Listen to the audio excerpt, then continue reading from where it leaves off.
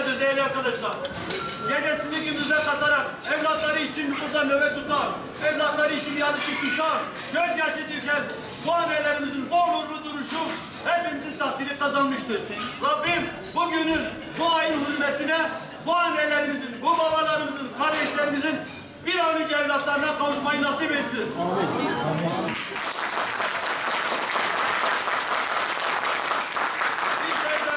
Bizler de memnunlar olarak tekrar söylüyorum, bu onurlu ve bu kararlı duruşa sonuna kadar destek veriyoruz. Birileri bir şeyler konuşabilir, birileri bir şeyler söyleyebilir, birileri kendi düşüncelerini anlatabilir.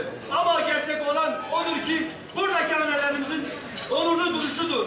Onlar kendi evlatlarına Avrupa'da, Türkiye'nin dört bir yanında, özel okullarda, özel eğitim verirken bizim çocuklarımızı daha gönderilerin er ve geç bize döktürdükleri kan ve gözyaşında Allah'ın izniyle bulunacaktırlar. Çocuklarınıza kavuşmayı nasip etsin inşallah. Amin. Amin. Amin. Amin. Allah razı olsun. Allah razı olsun. Ramazanınız mübarek, oruçlarınız makbul olsun. Hepinize genel merkez yönetimimizden ve genel başkanımızdan selamlar getirdim.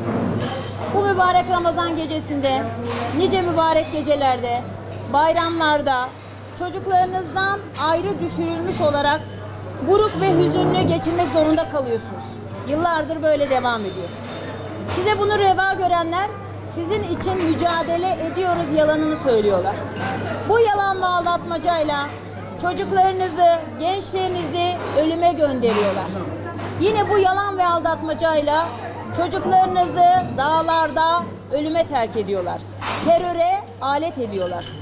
Yine Kürdüyle, Türküyle Türkiye'nin gençliğini, Türkiye'nin geleceğini çalmaya çalışıyorlar. İşte siz yürekli anneler, siz kıymetli anneler, anne merhametiyle, anne cesaretiyle, fıtratın ve adaletin sesi olarak bugün 954. gününü tamamladığımız evlat nöbetinizi, mücadelenizi yürütüyorsunuz. Bütün bu karalamalara, tacizlere, iftiralara rağmen yılmadınız ve direnişinizi dirayetle devam ettiriyorsunuz. Siz sadece evlatlarımızı değil, irademizi, geleceğimizi ve insanlığımıza sahip çıkıyorsunuz. Ben bir anne olarak ve Türkiye'nin, bu ülkenin bir vatandaşı olarak sizlerle gurur duyuyorum ve teşekkür etmek istiyorum.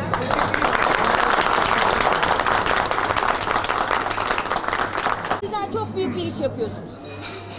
Büyük olmanın yanında kıymetli ve anlamlı bir iş yapıyorsunuz. Topun, tüfeğin yapamadığını yapıyorsunuz. Sizler çünkü vicdanlara sesleniyorsunuz.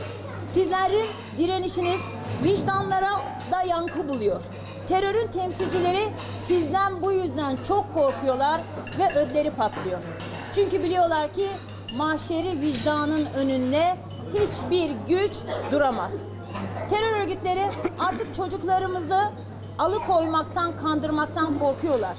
Kuşkusuz bunda sizin eyleminizin gücü ve direnişinizin gücü var. Aslında siz bu mücadelenizle sadece kendi çocuklarınızın hayatlarını kurtarmaya çalışmıyorsunuz. Siz binlerce ailenin çocuklarının hayatlarını da kurtarıyorsunuz. Çünkü siz terörün nasıl olduğunu ailelere anlatıyorsunuz. Aileler de bunları görerek dört elle çocuklarına daha fazla sarılıyorlar. Siz annelik fıtratının verdiği güçle, dirayetle, merhametle bütün korku duvarlarını yıktınız. Umudun kapısını açtınız. Anneler bu kapıyı açıp cesaret gösterip geldikçe kendi çocuklarına kavuşma inançları daha fazla güçleniyor. Ben bunu her ziyaretimde gördüm. Buraya gelişimin, sizlerle bir araya oluşumuzun 4. seferi. Biliyorsunuz memur sen olarak sizin direnişinizin ilk gününden beri genel başkanımızla, genel merkez yönetimlerimizle, sendikalarımızın genel başkanlarıyla sizin yanınızda olduk. Desteğimizi esirgemedik ve sesiniz olduk. Çünkü biz memur sen olarak bugüne kadar mazlumun, mağdurun yanında olmak gayreti içindeyiz. Biz bugüne kadar Filistin'de, Arakan'da, Mısır'da yapılan zulümlere karşı sesimizi haykırarak büyüdük. Biz yine bugüne kadar zalim nerede onun karşısında dik durmaya çalıştık. Memur sen olarak Diyarbakır annelerin başlattığı terörle mücadelesinin barışçı bir eylemle nasıl hak mücadelesine dönüştüğünü gösterdik ve sesi olduk. Elhamdülillah bugün gelinen noktada az önceki aldığım sayı itibariyle 283. aileye kavuşmuş durumda. Bir aradalık ve her geçen gün terörün bitmesiyle ilgili mücadele edeceğim, ben de varım, ben de geliyorum, bu çadırda ben de bulunacağım diyen aile sayısı her geçen gün artıyor elhamdülillah. Yine 35. aile evladına kavuştu ve annesine, babasına, kardeşiyle sıcak bir yuva hasretiyle hasret çeken, bekleyen, özlemle hasret çeken çocuklarıyla kavuştu elhamdülillah. Biz 954. gününde olduğu gibi ilk günden beri sizin yanınızda olduk, sesinizi duyurmaya çalıştık. Bundan sonra da inşallah zulmü bitirecek annenin merhametidir diyeceğiz ve sizin yanınızda olmaya çalışacağız. Memur Sen Kadınlar Komisyonu olarak her zaman, her daim yanınızda olacak. İnşallah bundan sonraki süreçlerde birlikte mücadele edeceğiz.